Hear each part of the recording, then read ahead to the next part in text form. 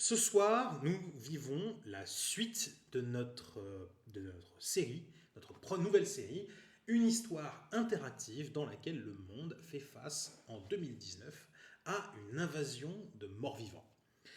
Nous allons ensemble incarner la France, vous incarnez un conseil de sécurité, les membres d'un conseil de sécurité, donc conseillers, diplomates, médecins, virologues, militaires, agents des services secrets, et vous allez devoir prendre les décisions pour sauver le pays au maximum.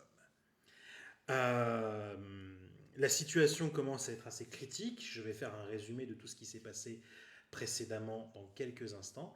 Mais pour faire très simple, à chaque fois, vous allez avoir, je vais vous mettre des sondages où vous allez devoir voter pour l'option qui vous paraît le plus utile, le plus intéressant sur le moment. Et bien sûr, vous devrez vivre avec les conséquences de vos votes. La situation ne va pas forcément aller en s'arrangeant. On n'est pas sur un truc tout gentil, tout beau, hein. Bien. Est-ce qu'il y a des questions avant qu'on commence? Est-ce qu'il y a des gens qui voudraient en savoir un peu plus? Est-ce que vous avez besoin de précisions sur les règles du jeu? Est-ce que vous avez besoin de quoi que ce soit? C'est le moment, on prend encore quelques minutes pour répondre aux questions, pour voir depuis quand les politiciens sont responsables. C'est pour ça, c'est de la fiction. C'est de la fiction où on joue des gens responsables. D'ailleurs, je dirais même, on est sur de la science-fiction, vu que le président de la République a les intérêts de son peuple à cœur. Tu serais capable de le faire en roman? En roman, ça, je sais pas. Je sais pas. Surtout que des projets de zombies, j'en ai encore un. J'en ai un qui est écrit. D'ailleurs, ce sera le sponsor, entre guillemets, de cette vidéo, vu que c'est mon travail. J'ai écrit le tout premier roman de zombies qui se passe entièrement dans le sud-est de la France, qui est là. Il est disponible. Hein, Non. C'est celui-là. Ah oui, c'est celui-là. Enfin, c'est lui, pour être exact. Bref. Oui, c'est un petit peu l'idée d'un livre dont vous êtes le héros, mais on est plusieurs à jouer. Pour l'instant, on est 9. Donc, s'il n'y a pas de questions, on va bientôt pouvoir commencer. En attendant, moi je vous invite à vous installer encore une fois très confortablement, à vous mettre dans les meilleures conditions, tamiser un peu la lumière. Rassurez-vous, les choses vont forcément empirer. Je vais maintenant procéder au résumé de ce qui s'est passé la dernière fois. Il y eut un avant, et puis il y eut l'île. Avant, le monde se racontait encore des histoires. On parlait de virus lointains, de protocoles, de prudence. On débattait sur des plateaux éclairés, on rassurait, on temporisait. Et puis, une nuit de décembre, sous une pluie froide du nord, des morts ont marché vers des barricades françaises. Cette nuit-là, la France n'a pas reculé. Les projecteurs ont découpé les silhouettes. Les ordres ont claqué dans les radios. Les balles ont trouvé leur cible. On a tiré sans sommation. On a abattu des anciens voisins, des parents, des inconnus au visage fisé. Et quand l'un des nôtres a été mordu, on ne l'a pas évacué. On l'a exécuté. Au matin, le sol était couvert de corps immobiles. Mais la ligne tenait encore. Le monde a compris une chose simple et terrible. Ce n'était plus une crise sanitaire que nous vivions. C'était une guerre contre ce qui restait de l'humanité. Pendant que la France pansait ses plaies, ailleurs, tout se fissurait. Aux États-Unis, les villes commencèrent à se déchirer de l'intérieur. Des quartiers entiers furent abandonnés puis perdus. Les zombies ne se comptaient plus en dizaines, mais en foules lentes et pressantes. L'armée était de sortie dans les rues, et certains États cessèrent d'attendre des ordres. En Chine, le silence est devenu plus inquiétant que les cris. Des villes entières ont disparu des radars humains. Plus de circulation, plus de bruit. Des millions de vies enfermées derrière des frontières intérieures, scellées à jamais. On ne sait pas si on les a sauvés. On sait seulement qu'on ne les reverra pas. En Europe, la peur a changé de langue à chaque frontière. L'Italie a vacillé, l'Espagne hésita trop longtemps, l'Allemagne se raidit, méthodique mais inquiète. Tous regardaient vers la France. Ailleurs encore, le monde s'est replié sur ses réflexes les plus anciens. La force, le feu, l'isolement. Certains pays ont tenu, d'autres ont brûlé. Et pendant ce temps, en France, les zones confinées sont devenues des îles, des cercles de lumière entourés de nuit. À l'intérieur, les gens comptaient les jours. Les stocks diminuaient, les rumeurs enflaient. On commençait à murmurer que sortir serait peut-être pire que rester. Les soldats, eux, ne dormaient plus vraiment. Certains regardaient leurs mains trop longtemps, d'autres refusaient de quitter leur poste. Tous savaient désormais que ceux qu'ils combattaient ne négociaient pas, ne fuyaient pas, ne fatiguaient pas. Et les morts, eux, changeaient. Ils ne réfléchissaient pas, mais ils se rassemblaient. Ils affluaient vers le bruit, la lumière, la vie. Ils tombaient, et puis d'autres prenaient leur place, comme une marée lente. Une semaine s'écoula depuis la bataille de Lille. À la fin de la semaine, le monde ne s'était pas effondré. Pas encore. Mais il était figé dans une posture nouvelle, celle d'un animal acculé, conscient que chaque décision pouvait être la dernière. La France tenait toujours, debout, fragile. Et quelque part dans l'obscurité des zones mortes, quelque chose continuait d'avancer, en silence. Chapitre 15. Les lignes qui cèdent. Une semaine a passé depuis Lille. Une semaine sans chute majeure. Une semaine que beaucoup ont prise pour une accalmie. Ils se trompaient. Ce ne fut pas le bruit des combats qui changea le monde, mais l'absence de bruit. Les rapports ne parlaient plus d'attaque, ils parlaient de flux, de déplacement, de pression diffuse. Les morts ne frappaient plus au hasard, ils s'accumulaient là où les vivants étaient nombreux. Sur les écrans du ministère, la France n'était plus un pays, mais une constellation de points sensibles. Des zones confinées qui tenaient toujours, mais autour d'elles, quelque chose se formait. À Saint-Denis, un incident est signalé à la sortie d'un centre hospitalier. Un patient décédé qui se relevait dans une ambulance, neutralisé en moins de 2 minutes. Pas de débordement pour cette fois. À Toulouse, un technicien de maintenance disparut dans une station d'épuration isolée. On retrouva son badge, mais pas son corps. À Strasbourg, un chauffeur routier franchit la frontière allemande avant de s'effondrer sur une aire de repos. Quand les secours arrivèrent, il était déjà trop tard. 3 contaminations secondaires étaient recensées. Rien de spectaculaire, rien qui ne fasse la une, mais partout, la même constante. Les délais de réaction raccourcissaient. Dans le monde, la contagion devenait visible. Aux États-Unis, certaines zones urbaines étaient désormais officiellement classées inhabitables. Les autorités parlaient de relocalisation, les cartes parlaient de vide. En Inde, les chiffres cessèrent simplement d'arriver. Les communications devinrent sporadiques. Des mégalopoles entières disparaissaient du radar sanitaire mondial. En Afrique, plusieurs ports fermèrent brutalement après des incidents non documentés. Des navires dérivèrent, équipages absents ou morts. En Chine, une seule information traversa les canaux diplomatiques. Des concentrations de morts vivants auraient quitté des zones urbaines abandonnées, se déplaçant lentement vers les campagnes. Le phénomène était mondial, mais il n'était pas uniforme. En France, le vrai problème fut formulé par un général à voix haute. Ce n'est pas une invasion, c'est une sédimentation. Les zombies ne déferlent pas, ils restent. Ils s'agglutinent autour des villes, des zones industrielles, des axes de transport, autoroutes, nœuds ferroviaires, zones logistiques. Et c'est là que réside le danger. Les stocks alimentaires commencent à poser question et les tournées logistiques prennent du retard. Certains chauffeurs refusent désormais certaines destinations. Un rapport tomba, plus inquiétant que les autres.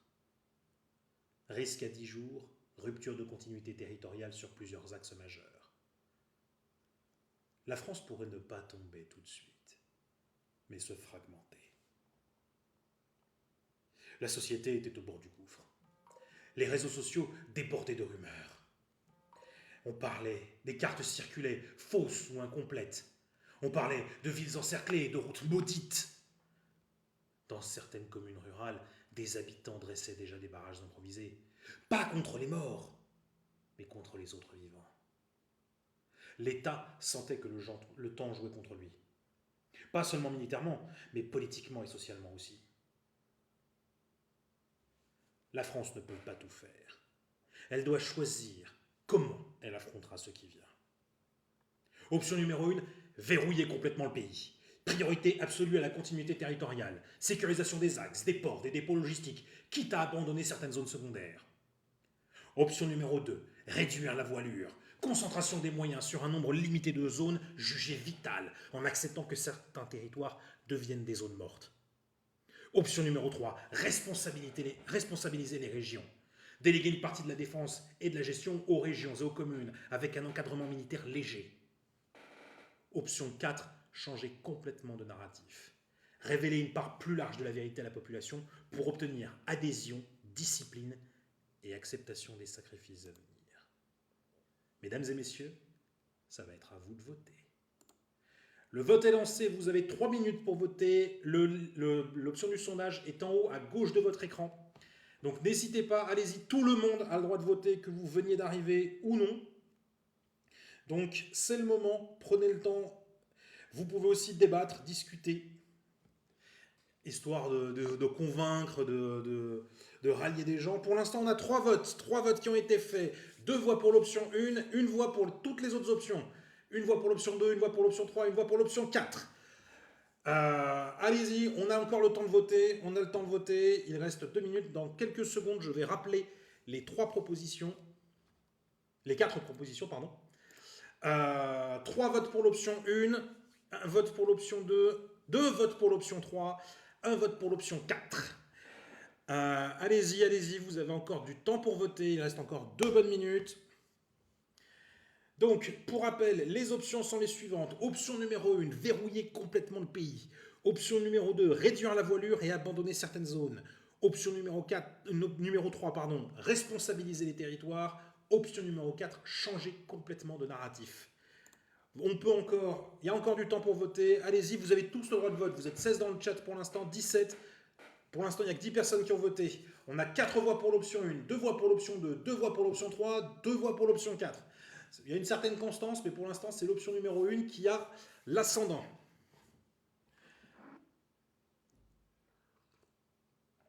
Il vous reste 1 minute 20 pour voter. Allez-y, tout le monde peut voter, N'hésitez pas.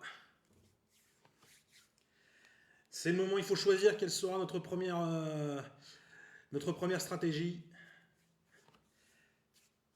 Il vous reste encore 1 minute. Je vais rappeler encore une fois les options pour que tout le monde puisse les avoir. N'hésitez pas, vous pouvez tous voter. 3 votes pour l'option 2. Donc, pour rappel, les options sont les suivantes. Option numéro 1, verrouiller complètement le pays. Option numéro 2, réduire la voilure.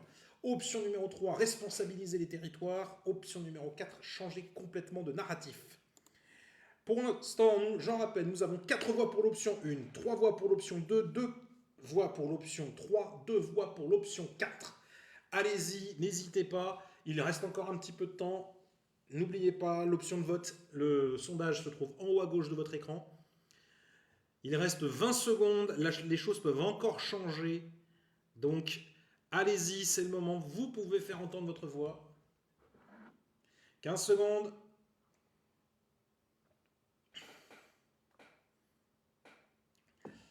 Allez, est-ce que ça va changer? S'il y a une égalité, c'est moi qui voterai. Et donc, c'est moi qui ferai pencher la balance. Et c'est fini. Et nous avons 4 voix pour l'option 1, 3 voix pour l'option 2, 2 voix pour l'option 3 et 2 voix pour l'option 4. Allez, eh ben, c'est parti pour un verrouillage complet du pays. Non, option 1, pas 4.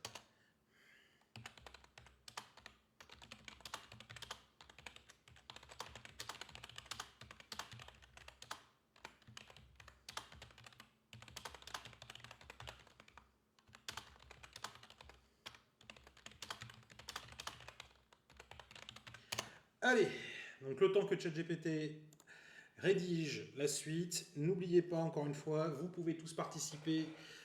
Et, même si vous n'étiez pas là pour le premier épisode, vous pourrez retrouver les replays sur YouTube dès demain. Il y a déjà le premier épisode qui est disponible sur la chaîne YouTube. Vous avez tous les liens pour les réseaux sociaux juste en haut.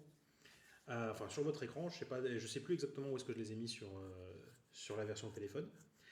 Mais vous pouvez retrouver tous les liens. Vous pouvez retrouver tous les trucs. Et encore une fois, si mes histoires vous plaisent, n'oubliez pas, vous pouvez checker aussi du côté de mes romans, qui eux sont écrits 100% sans IA. Alors, chapitre 16. Le verrou. La décision fut prise au petit matin, dans une salle où personne ne parla fort. On ne débattit pas bien longtemps. On constata, et puis on trancha. La France ne serait pas défendue partout. Elle serait tenue là où elle respirait encore. L'ordre fut donné en utilisant des canaux de communication sécurisés, des télégrammes, qui partirent avant l'aube. Sécurisés, tenez, coupez si nécessaire. Les axes prioritaires furent désignés. Autoroutes majeures, nœuds ferroviaires, ports, plateformes logistiques, centrales électriques. Le reste devint secondaire. Pas officiellement abandonné, mais plus protégé. Des convois militaires prirent position sur les échangeurs. Des barrages fixes remplacèrent les patrouilles mobiles. Des zones entières disparurent des cartes opérationnelles. La France entière se transforma en un réseau de bastions reliés par des artères sous surveillance. Sur la 1, un convoi civil fut stoppé net à un point de contrôle improvisé. Femmes, enfants, valises empilées. On expliqua calmement et on refusa fermement. Quand les cris montèrent, l'officier leva la main. Reculez, restez dans vos véhicules et n'insistez pas. Personne ne tira, mais personne ne passa. Plus loin, sur une départementale de l'Est, une commune vit ses accès bloqués sans le moindre préavis. Les habitants comprirent en voyant les blocs de béton. Ils étaient hors verrou. Les zombies réagirent plus vite que prévu. Privés de route, ils s'agglutinèrent aux points fixes, aux échangeurs, aux barrières. Ils n'attaquaient pas toujours, ils restaient. Ils frappaient parfois les structures, sans rage, sans fatigue. Sur une plateforme logistique près d'Orléans, on dut repousser une masse compacte à l'arme automatique. Les corps tombèrent, s'empilèrent, mais les morts mâchaient par-dessus. On tint bon, mais on comprit. Le verrou attirait. Le reste du monde observait la manœuvre française avec intérêt. Les États-Unis l'imitèrent partiellement, mais trop tard pour certaines régions. En Allemagne, on copia la méthode avec rigueur. En Italie, on tenta de le faire, mais sans les moyens. En Chine, on verrouillait déjà depuis longtemps, mais personne ne savait ce qu'il restait derrière les murs. Dans l'intérieur du pays, les flux se stabilisèrent. Les livraisons reprirent, lentes mais régulières. Les grandes villes respirèrent à nouveau, brièvement. Mais ailleurs, la colère monta. Des maires protestèrent. Des préfets demandèrent des renforts qu'ils n'obtinrent pas. Des habitants comprirent qu'ils vivaient désormais au-delà de la ligne. Dans certains villages, on dressa des barricades artisanales, on arma les chasseurs, on ferma les écoles sans ordres officiels. L'État tenait les routes, mais il ne tenait plus les cœurs. 3 jours après la mise en place du verrou, un rapport discret circula. Observation, concentration prolongée de zombies sur plusieurs axes sécurisés. Comportement stationnaire, persistant. Risque, saturation à moyen terme. Un analyste ajouta une phrase manuscrite en marge. Ils ne cherchent plus seulement à entrer, ils attendent que nous fatiguions. Dans certaines zones verrouillées, les projecteurs restèrent allumés toute la nuit. Les soldats ne dormaient plus vraiment, les zombies non plus. La France tenait, mais elle tenait sous tension constante. Et chacun savait qu'un verrou ne sert qu'à une chose, retarder ce qui finit toujours par forcer. La France devait décider de la suite, avant que la pression ne devienne insoutenable. Que faire maintenant que le pays était verrouillé et observé par les morts? Option numéro 1, renforcer les axes au prix d'un engagement militaire massif et durable. Option numéro 2, alléger certains points du verrou pour éviter la saturation, quitte à créer des brèches contrôlées. Option numéro 3, organiser des opérations extérieures ciblées pour disperser les concentrations de morts-vivants loin des axes vitaux. Option numéro 4, revoir la stratégie et accepter que le verrou n'est qu'une phase transitoire avant un changement radical de doctrine. Mesdames et messieurs, ça va être à vous de voter. C'est parti, à vous de voter, mesdames et messieurs. Le sondage se trouve en haut à gauche de votre écran. Vous pouvez tous voter, que vous veniez d'arriver ou que vous soyez là depuis le début. Je prépare rapidement le texte de suite.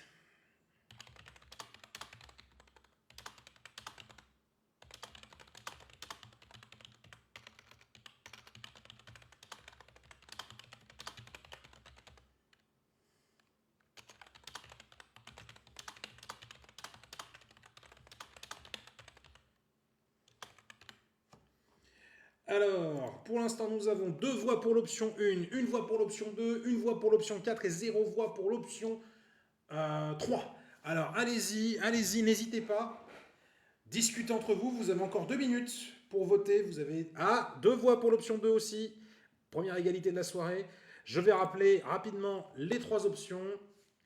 Alors, pour rappel, option numéro 1, renforcer encore les axes au prix d'un engagement militaire massif. Option numéro 2, alléger certains points de verrou pour éviter la saturation. Option numéro 3, organiser des opérations extérieures ciblées pour disperser les concentrations de zombies. Option numéro 4, revoir la stratégie et accepter que le verrou n'est qu'une phase transitoire. Allez-y, vous avez tous le droit de vote, il n'y a que 5 personnes qui ont voté, vous êtes 18 dans le chat, vous pouvez tous voter, allez-y, foncez, c'est le moment. N'hésitez pas aussi à partager le live à vos camarades, à vos amis, histoire d'essayer de ramener un petit peu du monde pour voter pour vous. Pour vos décisions, du moins. Alors, pour l'instant, nous avons une belle égalité. 2 votes pour l'option 1, 2 votes pour l'option 2, 1 vote pour l'option 3 et 2 votes pour l'option 4. Il vous reste encore 1 minute pour voter. Et vous êtes... Alors, il n'y en a que 7 qui ont voté pour l'instant. Il y en a 10 dans le chat qui n'ont pas encore voté. Donc, allez-y, tout le monde peut voter. Il reste encore 1 minute. Donc, pour rappel, encore une fois, les options. Option numéro 1, renforcer les axes au prix d'un engagement militaire massif. Option 2, alléger certains points de verrou. Option 3, organiser des opérations extérieures ciblées. Option 4, revoir la stratégie et accepter que le verrou n'est qu'une phase transitaire. 3 votes pour l'option 4. Allez, l'option 4 commence à prendre. Il vous reste 30 secondes pour voter. Vous pouvez tous voter, n'oubliez pas. Il n'y a que 8 votes pour l'instant. Allez-y, allez-y.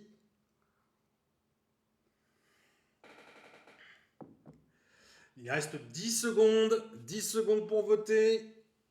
Il y a encore des gens qui n'ont pas voté. Donc n'hésitez pas, vous pouvez encore faire changer la donne. Et c'est fini. C'est fini. Et nous avons donc l'option numéro 4 qui a été choisie.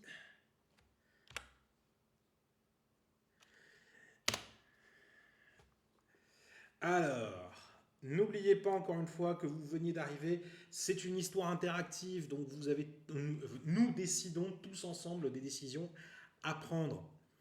Donc même si vous venez d'arriver sur le chat, même si vous venez d'arriver sur le live, n'oubliez pas, vous pouvez participer à cette histoire et vous retrouverez les rediffusions des lives sur YouTube dès demain. Alors, chapitre 17, la mue. La décision ne fut pas annoncée, elle fut actée. Aucun communiqué, aucune solution solennelle, aucune allocution. Seulement une suite d'ordres courts, précis et irréversibles. Le verrou n'était plus une fin, il devenait une phase. Le constat et les chiffres parlaient désormais sans détour. Autour des grands axes sécurisés, les concentrations avaient explosé. Plusieurs milliers de zombies recensés sur certains nœuds autoroutiers. Des masses lentes, compactes, étalées sur des kilomètres. Des corps qui s'empilaient, tombaient, se relevaient, encore et encore. À proximité de Paris, sur un axe logistique majeur, on estime à une présence continue de plus de 10 000 morts vivants, attirés par les lumières, les moteurs, la vie. Ils ne chargeaient pas, ils encerclaient. Un officier résumait la situation d'une phrase sèche. « On n'a pas bâti des forteresses, on a allumé des putains de phares. » Alors on changea. On ordonna à ce que personne n'avait encore osé formaliser. On cessa de vouloir défendre partout. On cessa de vouloir fixer l'ennemi. On décida de bouger. Les axes trop saturés furent progressivement abandonnés de nuit. Les lumières s'éteignirent. Les convois changèrent d'itinéraire sans annonce. Là où les zombies s'agglutinaient par milliers, on laissa le vide. Et ailleurs, on frappa. Dans la Beauce, une colonne de zombies estimée à près de 5000 individus fut volontairement attirée hors des routes vitales par des dispositifs sonores mobiles. Quand la masse se déplaça, lente et irrésistible, on la guida vers des zones ouvertes. Et puis, l'aviation entra en jeu. Pas de bombardement massif, des frappes précises, répétées, méthodiques. Le sol trembla sous le passage des rafales. Les corps furent pulvérisés par les missiles. Mais les survivants continuèrent d'avancer, réduits, éparpillés, désorganisés. On ne parlait plus de bataille, on parlait de gestion de flux de morts. À l'intérieur du pays, la population sentit le changement avant même de le comprendre. Des axes réputés sûrs disparurent sans explication. Des villes furent soudain contournées, isolées temporairement. Des habitants virent passer, au loin, des colonnes de silhouettes innombrables, déplacées comme des troupeaux funèbres. Dans certaines communes, la peur laissa la place à la stupeur. « Il ne les arrête plus, il les déplace !» commentait l'un des aînés d'un village. Un rapport plus inquiétant que tous les autres arriva en fin de semaine. Observation. Certaines hordes se reforment après dispersion, dans un délai estimé de 24 à 72 heures, et les effectifs sont en augmentation constante. On ne fait que gagner du temps, s'exclama un autre officier. La question n'est plus comment tenir, mais combien de temps avant cette saturation globale. La France avait changé de doctrine, elle n'était plus immobile. Mais désormais, elle dansait au bord d'un gouffre peuplé de centaines de milliers de morts. Une nouvelle stratégie qui fonctionnait pour l'instant exigeait des choix encore plus durs. Option numéro 1, frapper fort, concentrer des moyens lourds pour éradiquer une ou deux méga-hordes, au risque d'y laisser des capacités critiques. Option numéro 2, diviser pour survivre, continuer à disperser les zombies, même si cela signifie en laisser survivre partout. Option numéro 3, sanctuariser. Définir un cœur du pays ultra protégé et accepter que le reste devienne une zone de combat permanent. Option numéro 4, changer d'échelle. Admettre que la France ne peut plus agir seule et forcer une coordination militaire internationale, coûte que coûte. Les morts étaient désormais trop nombreux pour être ignorés. La France avançait, mais à chaque pas, elle réveillait une nouvelle horde. Mesdames et messieurs, c'est à vous de voter. Vous avez 3 minutes pour voter, donc allez-y. Tout le monde a le droit de vote, tout le monde peut s'exprimer. Donc, c'est parti. Une voix pour l'option numéro 1, une voix pour l'option numéro 4. 2 voix pour l'option numéro 4. Ah, ça y est, la partie, l'épisode précédent, on ne voulait surtout pas demander d'aide. Mais là, aujourd'hui, visiblement, ça change. 4 votes pour l'option numéro 4. Ah, on peut modifier normalement son vote si je dis pas de bêtises. On peut modifier son vote, il me semble. Merci beaucoup pour les cadeaux. N'oubliez pas encore une fois, si vous voulez me soutenir, vous pouvez le faire. Le plus simple, ça reste encore de vous procurer les livres. Moi, vous me faites vivre de mon travail et vous, en échange, vous obtenez une bonne histoire. Donc, c'est gagnant-gagnant. Alors, Carboc, il me semble que tu peux tout simplement revoter. Tu peux changer ton vote en retournant sur le sondage et en cliquant sur une autre option. Ah, on peut pas? Ah mince. Il semblait en voir quelques-uns disparaître la dernière fois. Bon, bah tant pis. Désolé, Carboc. Tac, tac, tac, tac. Alors, pour rappel, les options sont les suivantes. Option numéro 1, frapper fort. Option numéro 2, diviser pour survivre. Option numéro 3, sanctuariser. Option numéro 4, changer d'échelle et demander de l'aide. Pour l'instant, nous avons un vote pour l'option numéro 1, 0 pour l'option 2, 2 votes pour l'option numéro 3, 5 votes pour l'option numéro 4. Désolé Carboc, en attendant, je resterai sur les options qui ont été présentes. 3 votes pour l'option numéro 3, il reste encore une minute. Tout peut changer. Vous n'êtes que 9 à avoir voté, on est 13 dans le chat, vous pouvez quand même encore changer les choses. Donc n'hésitez pas, si on arrive à une égalité, c'est moi qui choisirai. Remarque, je pourrais m'amuser à compter le vote de Carboc là, comme ça ferait une égalité et c'est moi qui choisirais. Mais là, ce serait... Ah, 2 votes pour l'option numéro 1, on a 2 personnes qui veulent frapper fort. Allez, les bourrins. Il vous reste encore 40 secondes pour voter. Je rappelle une dernière fois les options. Option numéro 1, frapper fort. Option numéro 2, diviser pour survivre. Option numéro 3, sanctuariser. Option numéro 4, changer d'échelle. Il vous reste 25 secondes pour voter. On est 15 dans le chat, 10 personnes ont voté. Les 5 qui restent, vous pouvez voter. Les options de vote sont... Le sondage est en haut à gauche de votre écran. Donc n'hésitez pas, vous pouvez encore changer la donne. Il reste 10 secondes. Il reste 10 secondes. Attention, 5. Et... Il ne faut pas assez de force pour sanctuariser. Et c'est fini. Et c'est fini. On part donc sur la demande d'aide internationale. Allez, c'est parti.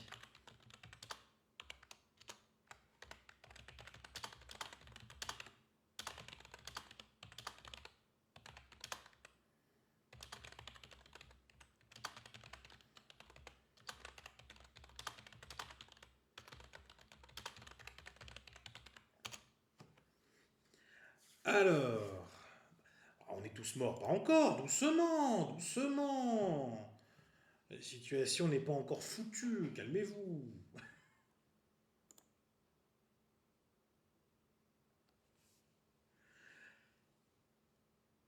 Chapitre 18. Les voix du monde. Compilation de documents, témoignages et décisions, fin décembre 2019. Extrait d'une note diplomatique française, classifiée.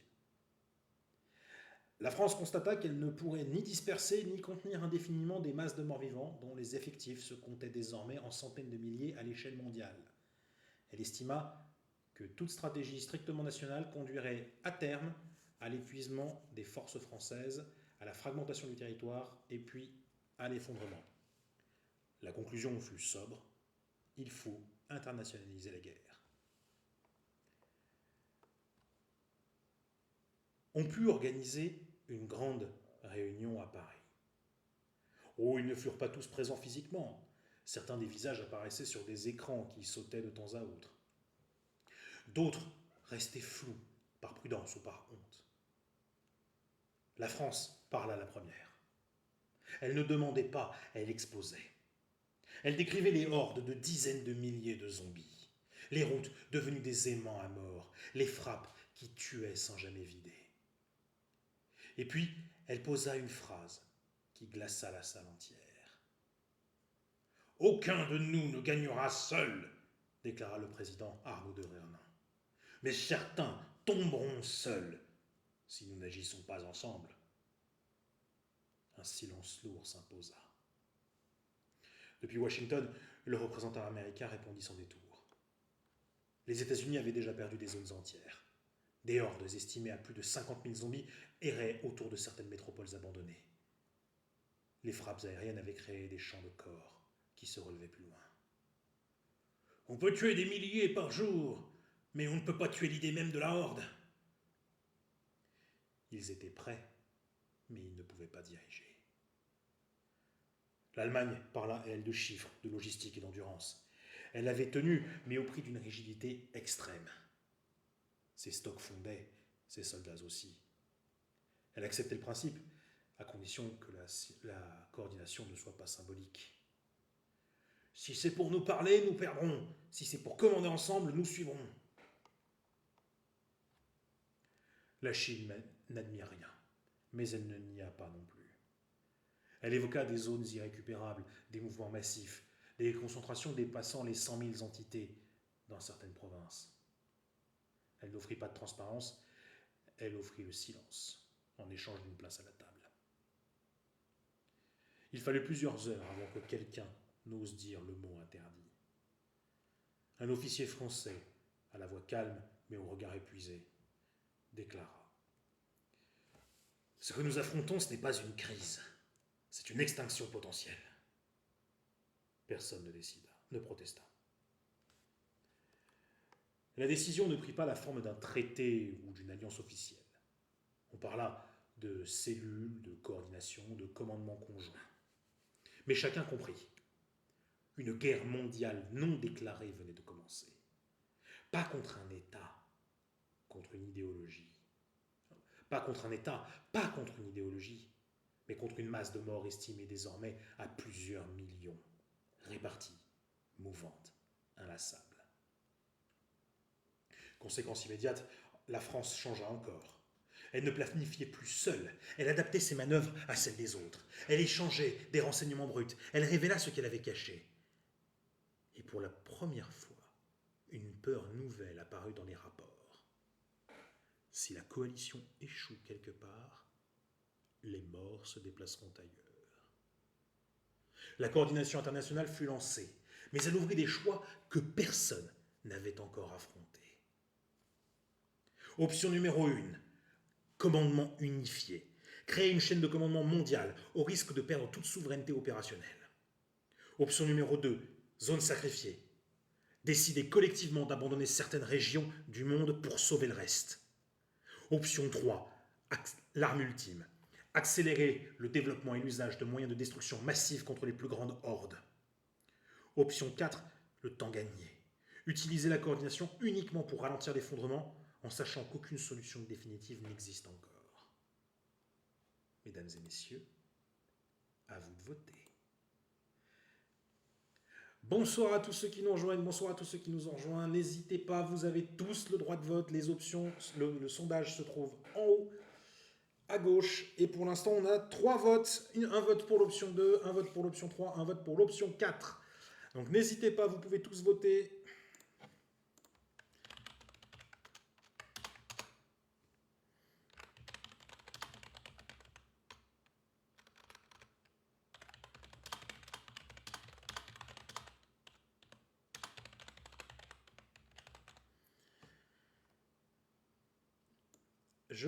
Je relirai dans quelques instants les options pour que tout le monde puisse le savoir. Là, je prépare le prochain truc. Je rajoute à chaque fois quelques petites instructions à l'IA.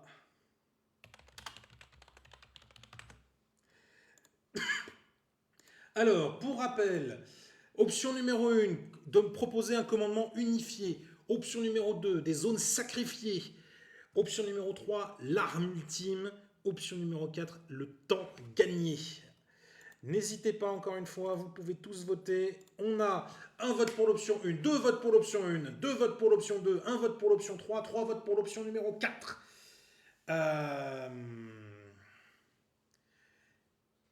Alors, c'est juste, la question n'a pas de rapport là. 2 votes pour 2. Alors, on a une grosse hésitation. 2 votes pour l'option 1, 2 votes pour l'option 2, 2 votes pour l'option 3, 3 votes pour l'option 4. Pour l'instant, c'est l'option 4 qui prend un petit peu la tête, mais tout peut changer. Vous êtes 9 à avoir voté, vous êtes 18 dans le chat. Donc allez-y, votez tous autant que vous êtes. Vous pouvez tous le faire. Pour une fois, vos voix sont entendues et écoutées. Alors, je rappelle encore une fois les options. Bonsoir à tous ceux qui nous rejoignent. Option numéro 1, commandement unifié. Option numéro 2, zone sacrifiée. Option numéro 3, arme ultime. Option numéro 4, temps gagné. Alors, on a 3 voix pour l'option numéro 1, 2 voix pour l'option numéro 2, 2 voix pour l'option numéro 3 et 3 voix pour l'option numéro 4. Allons-y, allons-y. 4 voix pour l'option numéro 4. Il reste 30 secondes. Vous pouvez tous voter. Pour l'instant, c'est très serré celui-ci. C'est très serré. Allez-y, allez-y. 3 votes pour l'option numéro 3. Ça remonte, ça peut encore changer. Il reste 20 secondes. Vous êtes 22 dans le chat. Il y a 12 personnes qui ont voté. Il y a 10 personnes qui peuvent encore voter. Vous pouvez encore tout faire changer. Il reste bientôt plus que 10 secondes.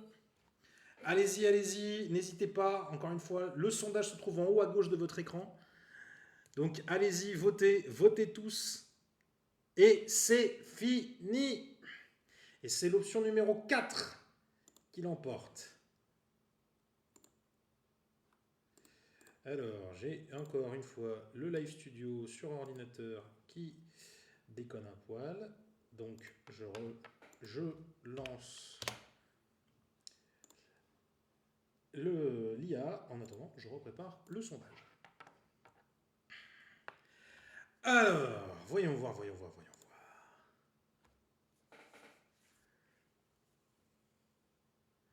Chapitre 19. Gagner du temps. On n'annonça rien au monde. On n'en avait plus le luxe. La coordination internationale existait, mais elle restait volontairement imparfaite. Pas de commandement unique, pas de stratégie finale, seulement une certitude partagée. Retarder l'effondrement global jour après jour. Dans les fragments d'un monde qui temporisait, la France devint un pivot discret. Elle partageait ses données brutes. Mouvements de horde, réactions aux stimuli, délais de reconstitution. Elle ajustait ses frappes, non pour vaincre, mais pour rediriger. Elle apprit à déplacer la mort comme on dévie un fleuve en crue. Les rapports évoquèrent désormais des chiffres vertigineux. Des concentrations de 20 à 30 millions de zombies déplacés volontairement vers des zones sans valeur stratégique, puis abandonnés à leur errance. La France ne nettoyait plus, elle gérait l'encombrement du monde. Les États-Unis acceptèrent enfin une vérité humiliante. Leur puissance de feu ne suffisait plus. Autour de Chicago, une horde, estimée à près de 80 000 morts-vivants, fut volontairement laissée intacte, simplement contenue par l'absence de vie autour d'elle. Des villes entières furent vidées pour créer des zones tampons. Des États protestèrent, d'autres suivirent le mouvement. Mais dans le fond, le pays ne cherchait plus à sauver chaque territoire. Il cherchait à retarder sa propre fragmentation. La Russie entra dans le jeu sans grand discours. Dans les régions orientales, on laissa les hivers faire leur œuvre. Les hordes ralentirent, se figèrent parfois sous la neige. Mais quand le printemps fut évoqué dans les projections, les analyses notèrent une inquiétude. L'accumulation hivernale estimée s'élevait déjà à plusieurs centaines de milliers. La Russie gagnait du temps, mais elle savait aussi ce qu'elle stockait. Le Brésil adopta une stratégie brutale et improvisée. Dans certaines zones amazoniennes, des hordes furent attirées volontairement loin des côtes, vers des régions où plus personne n'irait. La forêt avala les morts comme elle avait avalé tant d'histoires humaines, mais personne ne savait ce qui en ressortirait. En Égypte, le Caire résista plus longtemps qu'attendu. Le Nil, les ponts, les goulets naturels devinrent des points de contrôle improvisés. Des milliers de zombies furent bloqués, contenus, empilés parfois. Mais à chaque jour gagné, la pression augmentait. Un rapport égyptien conclut « Nous ne tiendrons pas indéfiniment, mais chaque jour de plus est une victoire pour le monde. » Le Japon restait un cas à part. Peu de zombies, des réactions immédiates et une discipline absolue. Mais le pays comprit très vite que sa survie dépendait des autres. Il investit massivement dans la recherche comportementale, non pour guérir, mais pour prévoir. Ce que le monde comprit, c'était que les zombies n'étaient plus une vague. Ils étaient devenus une pression constante répartie sur la planète. On estimait désormais leur nombre global à plusieurs millions, peut-être davantage. On ne cherchait plus à les éliminer, on cherchait à éviter qu'ils ne se synchronisent. Chaque pays gagnait du temps pour les autres. Chaque erreur locale devenait un danger global. En France, un document circula discrètement. Si nous gagnons du temps sans objectif final, alors nous ne faisons que repousser l'instant où une décision irréversible devra être prise. Et en marge de la note, quelqu'un disait « Et si le temps gagné servait à autre chose qu'à survivre ?» Le monde respirait encore, mais pour combien de temps? Et dans quel but? Option numéro 1, tenir encore. Continuer à gagner du temps, sans plan final, en espérant une rupture imprévisible. Option numéro 2, préparer l'irréversible. Utiliser le temps gagné pour planifier une décision radicale que personne n'ose encore formuler. Option numéro 3, comprendre l'ennemi. Réorienter les efforts vers l'étude approfondie des zombies, quitte à relâcher la pression ailleurs. Option numéro 4, sauver l'essentiel. Admettre que tout ne pourra pas être sauvegardé et définir ce qui doit survivre à tout prix. Les populations, les savoirs, les lieux, les symboles. Mesdames et messieurs, le monde ne court plus. Le monde est suspendu à votre décision. À vous de voter. Vous avez 3 minutes pour voter. Allez-y, je vous laisse choisir. N'oubliez pas, l'option de vote se trouve en haut, à gauche de votre écran. Oh là là, ça commence fort, ça commence fort. On a 2 camps qui sont formés. 0 vote pour l'option 1, 0 vote pour l'option 4, mais 3 votes pour l'option 2, 3 votes pour l'option 3. Allez-y, allez-y, vous pouvez tous voter, que vous veniez d'arriver ou que vous soyez là depuis le début de cette histoire, même si vous n'avez pas assisté au premier épisode il y a quelques jours. 1 vote pour l'option 1, 5 votes pour l'option 2, 4 votes pour l'option 3. Ah, on sent, les radicaux sont en train de se préparer. Et aucun vote pour l'option 4. Vous ne voulez pas abandonner. C'est ça qui est bien. C'est ça qui est bien. Vous ne voulez pas lâcher. On a encore un esprit combatif. Libérer les Space Marines. Non, ça malheureusement, on n'en aura pas. Allez-y, il reste encore 2 minutes pour voter. Je vais rappeler les options. N'hésitez pas. Option numéro 1, tenir encore et gagner du temps. Option numéro 2, préparer l'irréversible. Option numéro 3, comprendre l'ennemi. Option numéro 4, sauver l'essentiel. Allez-y, il est l'heure de voter. Il vous reste un peu moins de 2 minutes. 10 personnes ont voté, vous êtes 19 dans le chat. Alors allez-y, tout le monde peut voter. Ah, égalité, 5 voix pour l'option 2, 5 voix pour l'option 3 et 1 voix pour l'option 1. On en a un qui veut temporiser. Il y a un qui a décidé, non, moi je patiente. Allez-y, s'il y a égalité, c'est moi qui trancherai. Et même si j'hésite justement entre 2 options, je pense que je sais laquelle je choisirai. Les Black Templars approuvent. Allez-y, allez-y, il reste encore 1 minute. Je vais vous rappeler bientôt les 4 options, pardon. Donc n'hésitez pas, vous pouvez tous voter. Pour rappel, on a option numéro 1, tenir encore, gagner du temps. Option numéro 2, préparer l'irréversible. Option numéro 3, comprendre l'ennemi. Option numéro 4, sauver l'essentiel. Allez-y, tout le monde peut voter. Vous pouvez tous voter. Il reste encore 45 secondes.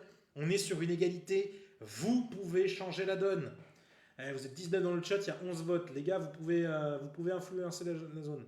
Est-ce que Robespierre dirige les zombies? Non, non, non, on est sur du zombie classique. Les morts qui sont morts depuis longtemps ne se sont pas relevés. Allez-y, allez-y, il reste encore 25 secondes. Vous pouvez changer la dose, la donne. Oula, la vitesse ne me fait pas dire des trucs très intelligents. Allez-y, allez-y, il reste encore 15 secondes. Est-ce que c'est moi qui vais devoir choisir? Ah, pour la première fois, vous allez me laisser choisir. Il reste 5 secondes pour voter. Est-ce que quelqu'un va faire directement 6 voix pour l'option numéro 2? Ça y est, ça change et c'est fini. Oh là là. Il y en a un qui a voté au dernier moment. Qui c'est qui est celui qui a voté au dernier moment pour faire jouer le suspense jusqu'à la fin? Non, non. Ah, Nathan, t'as enfoiré. Allez. Eh ben, option numéro 2.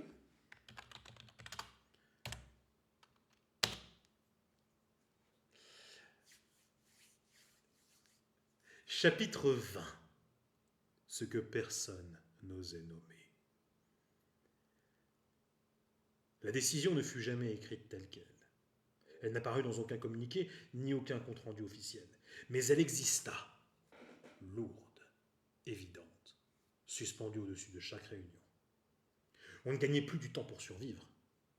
On gagnait du temps pour préparer l'irréversible. La phrase fatidique fut prononcée lors d'une réunion restreinte, à huis clos, sans caméra.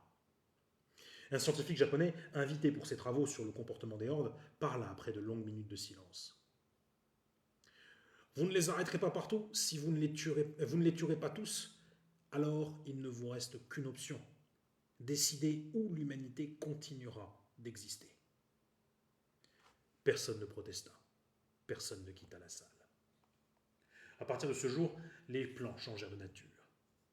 On ne parlait plus seulement de zones sûres, mais on parla de zones de continuité humaine. Des listes furent établies en France. Jamais publiques. Oh, jamais. Des centres vitaux de production, des bassins agricoles capables de nourrir sur le long terme, des pôles scientifiques, des lieux de mémoire, d'archives et de savoir. On calcula froidement combien de personnes pouvaient y survivre. Combien on ne pourrait pas sauver. La France ne préparait plus seulement sa défense, elle préparait la sélection. Les États-Unis suivirent une voie parallèle. On parla de Continental Redoubt, un cœur continental ultra protégé, isolé par des milliers de kilomètres de zones sacrifiées. Des villes côtières comprirent qu'elles n'étaient plus prioritaires. Des millions de citoyens furent maintenus dans l'ignorance ou le déni. La Russie alla même plus loin. Dans ces régions les plus reculées, on construisit des complexes autonomes, enterrés, capables de fonctionner des décennies. La stratégie était simple et brutale. Si la surface tombait, l'espèce survivrait en profondeur. L'Inde fit face à l'indicible. Aucune sanctuarisation ne pouvait accueillir sa population. Alors elle choisit autre chose. Sauver le savoir, les semences, les textes, les langues. Des bibliothèques entières furent déplacées. Des archives numérisées à la hâte. On accepta que tout le monde ne survivrait pas, mais que tout ne devrait pas disparaître. En Afrique de l'Ouest, certains pays refusèrent même ce calcul. Ils parlèrent de trahison de l'humanité. Ils refusèrent toute planification de sacrifice. Ils tinrent jusqu'à ce que les hordes atteignent des tailles impossibles à contenir.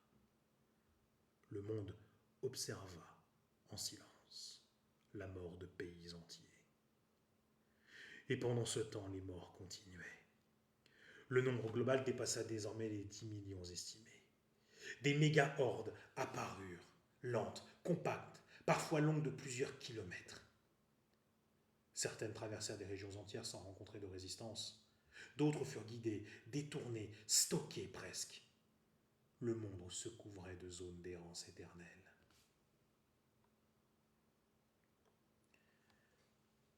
En France, une note interne circula. À partir de quand la préparation de l'irréversible devient-elle sa mise en œuvre anticipée? Personne n'y répondit. Mais les décisions continuaient. Car désormais, ne pas choisir revenait à choisir quand même. La planification de l'irréversible était lancée, mais elle pouvait encore prendre plusieurs formes. Option numéro 1, les forteresses. Accélérer la création de zones humaines ultra protégées, même si cela signifiait condamner tout le reste.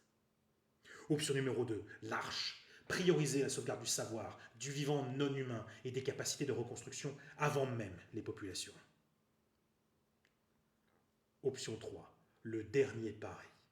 Utiliser ce temps pour préparer une action globale unique, risquée, qui pourrait briser la dynamique des hordes ou au contraire tout perdre. Option numéro 4, le mensonge. Continuer à préparer l'irréversible en secret tout en maintenant publiquement l'illusion d'un retour possible à la normale. Mesdames et messieurs, à vous de choisir. Vous avez 3 minutes pour voter. N'oubliez pas, l'option de vote se trouve en haut à gauche de l'écran. On a déjà une voix... Ah, ça y est, ça commence. Allez-y, vous avez 3 minutes. Les premiers votes sont faits. On a une voix pour l'option numéro 1, une voix pour l'option numéro 2, 3 voix pour l'option numéro 3. Ah, le baroud d'honneur. Et encore, est-ce que ce serait vraiment la fin? Imaginez qu'on arrive à inverser la situation. La planète sera brisée avant que la garde ne tombe. Alors, les options, je vous rappelle, option numéro 1, préparer des forteresses, des zones humaines ultra protégées. Option numéro 2, préparer l'arche, la sauvegarde du savoir et des capacités de reconstruction. Option numéro 3, le dernier pari, utiliser le temps gagné pour une action globale unique. Option numéro 4, le mensonge, continuer à préparer l'irréversible en secret. Allez-y, allez-y, 2 voix pour l'option numéro 1, 1 voix pour l'option numéro 2, 4 voix pour l'option numéro 4. Ah, ça, c'est tendu, c'est tendu. Ah oui, la vérification TikTok. Navré pour le bruit. Ça fait déjà 1 heure. Ah bah oui, ça fait déjà 1 heure. 6 voix pour l'option numéro 3. Là, les gens veulent se battre. C'est bien ça, ça c'est mon public. Les bonnes brutes. Allez-y, allez-y, continuez, vous pouvez tous voter. Il y a 9 personnes qui ont voté, vous êtes 15 dans le chat, même si vous venez d'arriver. On peut encore changer les choses.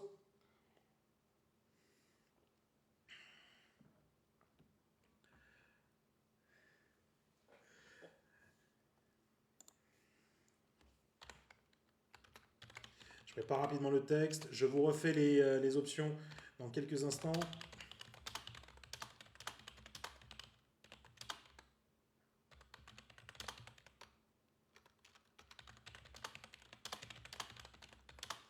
Alors, les options sont les suivantes. Option numéro 1, créer des forteresses, des zones humaines ultra protégées. Option numéro 2, créer l'arche pour sauver le savoir et les capacités de reconstruction.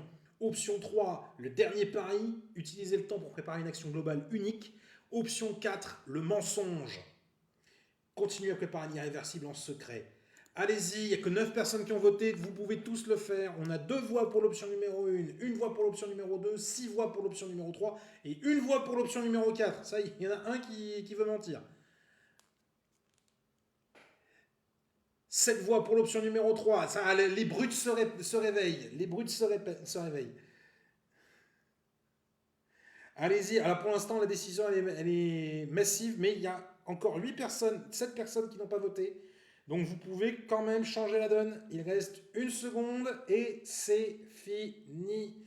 Et c'est l'option numéro 3 qui prend les devants.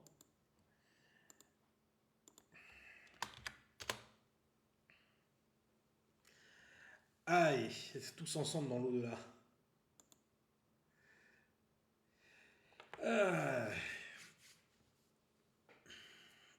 N'oubliez pas, même si vous venez d'arriver, vous pouvez quand même voter. Et l'épisode sera disponible demain en rediffusion sur YouTube. Donc vous pourrez redécouvrir la suite de cette histoire et passer les moments de vote. C'est l'avantage sur YouTube, c'est qu'on peut accélérer la lecture. Alors, chapitre 21. Le jour où la mort recula. L'idée naquit d'un constat simple, presque humiliant. Les zombies n'étaient pas infinis, ils semblaient l'être, parce qu'on les affrontait partout, tout le temps. Mais les données croisées, françaises, japonaises, allemandes, américaines, russes, etc., révélèrent une anomalie. Les plus grandes hordes naissaient toujours des mêmes points. Les anciennes mégalopoles abandonnées, les nœuds logistiques mondiaux, des zones où les morts s'étaient accumulés sans jamais être dispersés. On les appelait désormais les noyaux noirs. Et si l'on brisait quelques noyaux majeurs, alors la pression mondiale pourrait chuter brutalement. Pas définitivement, non, mais assez longtemps, assez pour respirer.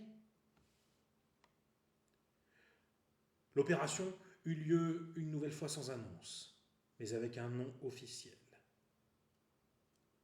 Frappe préventive. Sur 3 continents, presque simultanément. En Chine intérieure, une ancienne zone urbaine, estimée à plus de 300 000 zombies, fut encerclée pendant des semaines. Aux États-Unis, une méga-horde née de plusieurs villes mortes du Midwest, forte de près de 120 000 morts vivants, fut lentement canalisée. En Europe de l'Est, une accumulation massive errant depuis des mois fut fixée dans une vallée fermée. Puis au même moment, on fera pas. Pas avec des armes de fin du monde, pas avec l'irrémédiable, mais avec tout ce que l'humanité savait faire de plus précis, de plus froid, de plus méthodique. Des frappes longues, échelonnées, jour et nuit.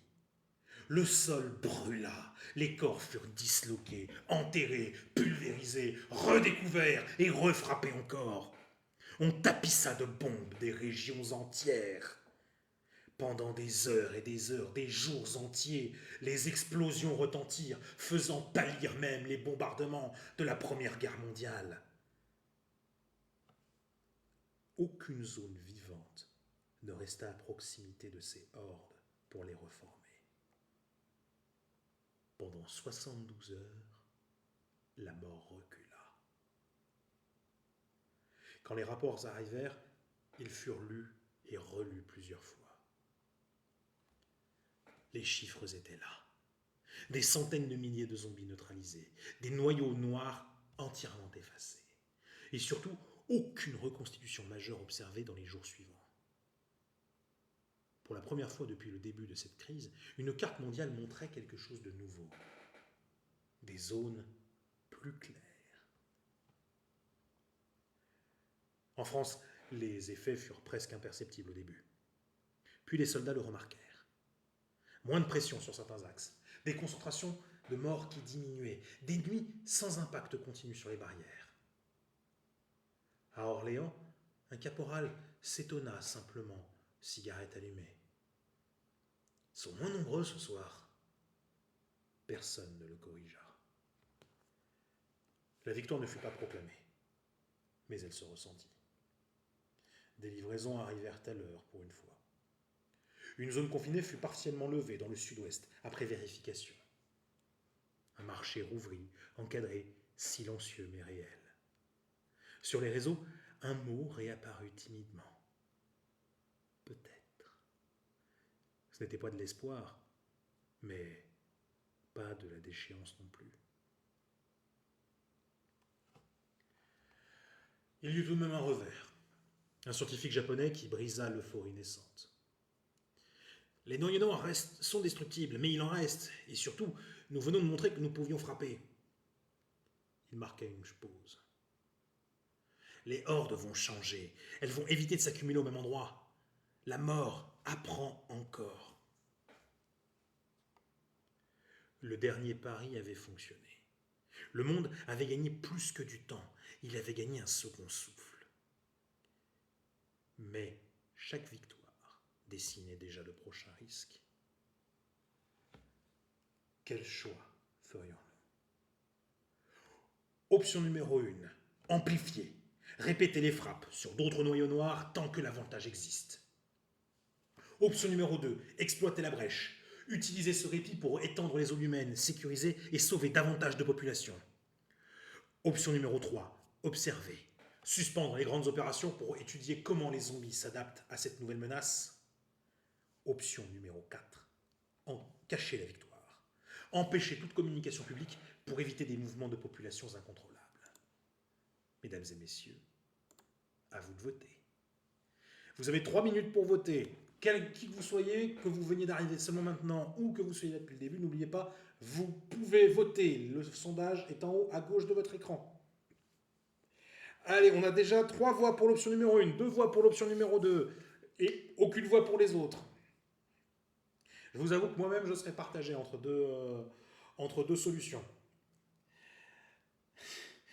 On a quelques-uns de nos bourrins là, qui sont en train d'exhorter les foules, de haranguer pour repartir au combat. Allez-y, vous pouvez tous voter. Donc, 4 voix pour l'option numéro 1, 2 voix pour l'option numéro 2 et aucune voix pour les autres. CG est beaucoup trop à fond, il n'est pas dans le bon univers.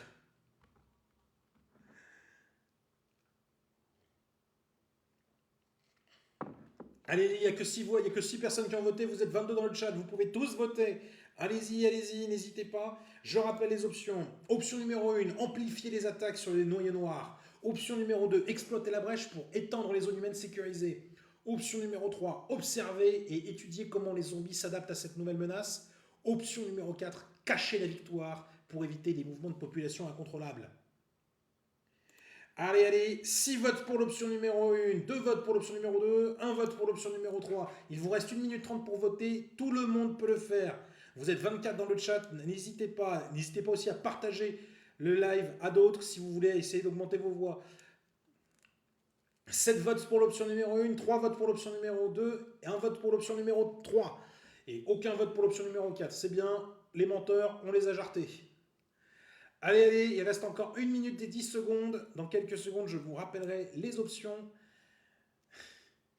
N'hésitez pas, il reste encore un peu de temps. Vous pouvez changer encore la donne.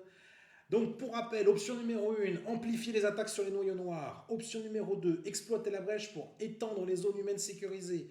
Option numéro 3, observer et voir comment les zombies s'adaptent à cette nouvelle menace. Et option numéro 4, cacher la victoire et éviter les mouvements de population incontrôlables. On continue, il vous reste encore 35 secondes. Il y a des gens qui n'ont pas encore voté, donc n'hésitez pas, allez-y, vous pouvez le faire.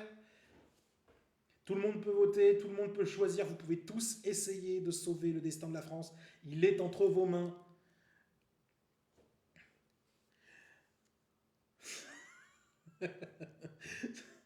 Il y a des discussions aussi parmi les conseillers qui commencent à devenir lunaires. On sent que les mecs, ça fait 3 mois qu'ils sont enfermés dans un bunker à prendre des décisions. Les mecs, les nerfs, ils sont plus là. Ça fonctionne en pilote automatique. Ah, 2 voix pour l'option numéro 3. Et c'est toujours l'option numéro 1 qui a l'avantage. Et c'est fini. Et c'est l'option numéro 1 qui est devant avec une bonne majorité. Alors, c'est parti.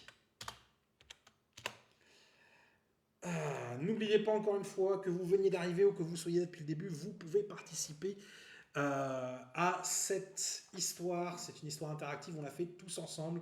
C'est vous qui décidez de l'avenir de la France. Donc n'hésitez pas, allez-y. Alors, pour l'instant, on va voir la suite du chapitre. Chapitre 22. L'offensive des cendres.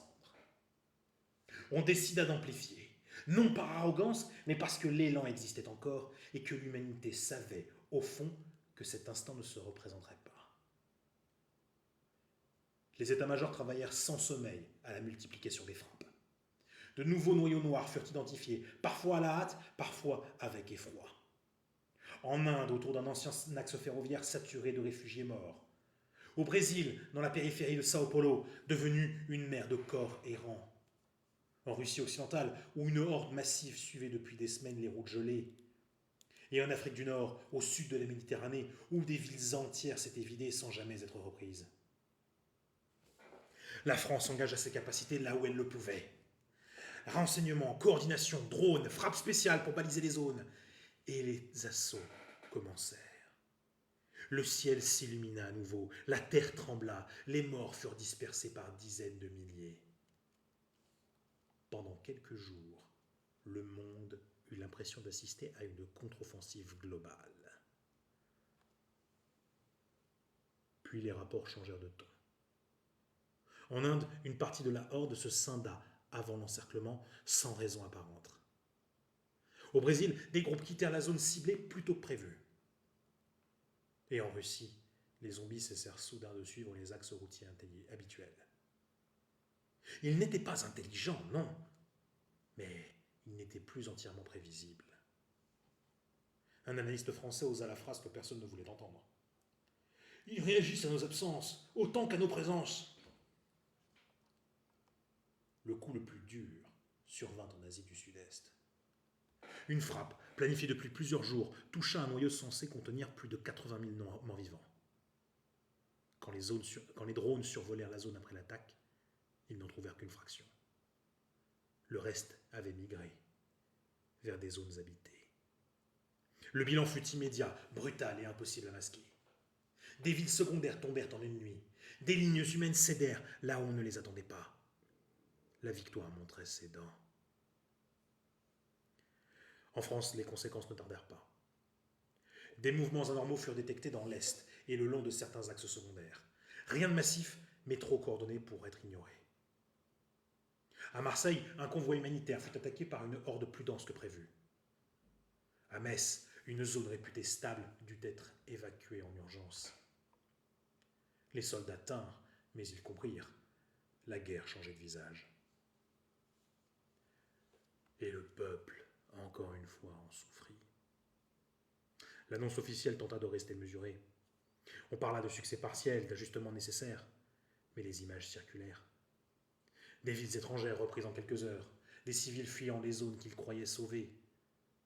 L'espoir ne mourut pas, mais il se crispa. L'amplification avait fonctionné et déclenché quelque chose en réponse. Les zombies n'apprenaient pas à penser, ils apprenaient à se répartir, à ne plus être détruits en masse. La mort cessait d'être un bloc, elle devenait un nuage. L'offensive mondiale avait prouvé une chose, les noyaux noirs pouvaient être détruits, mais leur destruction forçait l'ennemi à se transformer. La France devrait désormais choisir comment affronter une menace plus diffuse, plus insaisissable. Option numéro 1, traquer, lancer une chasse mondiale aux hordes mobiles en acceptant une guerre longue et fragmentée. Option numéro 2, fortifier, renoncer aux grandes offensives et transformer les territoires humains en bastions quasi imprenables. Option 3, diviser, chercher à manipuler les déplacements des zombies pour les malmener et les retourner les uns contre les autres.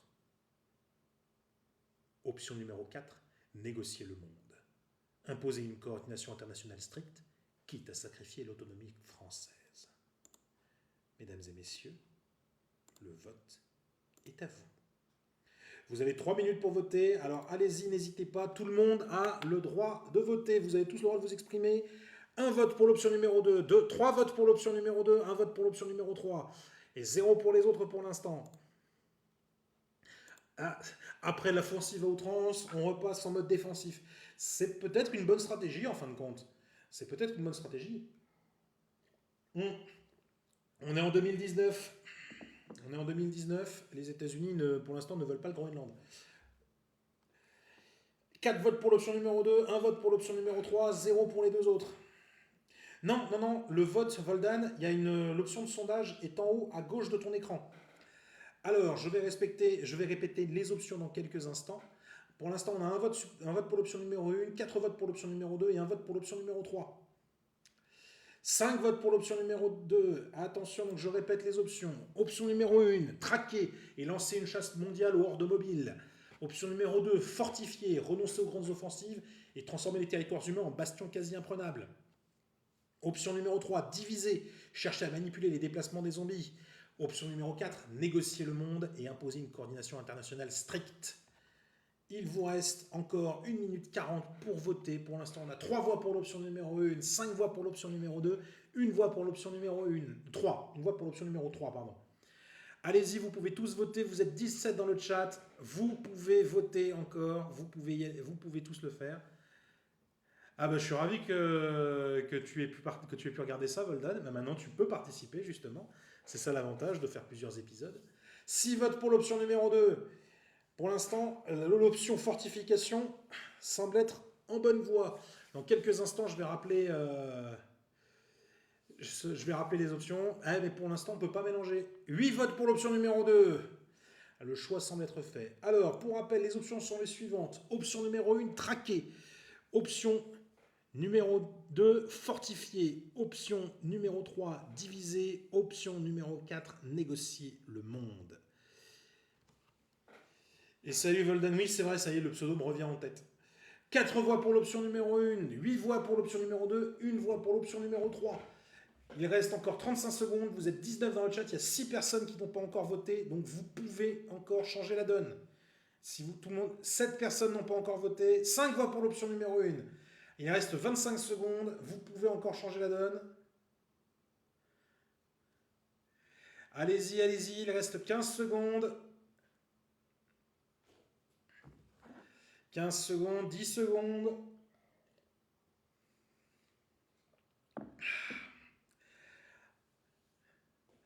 Alors, Lilita, attention, pour l'instant, on a encore de l'espoir, hein, la bataille n'est pas perdue. Et c'est fini, c'est l'option numéro 2 qui prend l'ascendant, avec une bonne majorité, mais il y a quand même eu pas mal de débats. Allons-y, c'est parti, option 2.